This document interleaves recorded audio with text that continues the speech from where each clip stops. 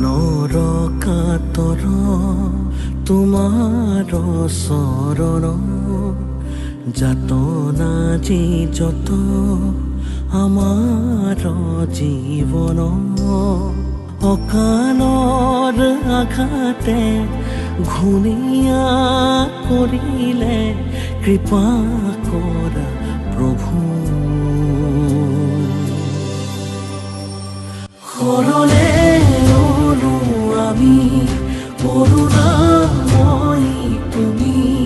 কৰিয় অপৰাধ ক্ষত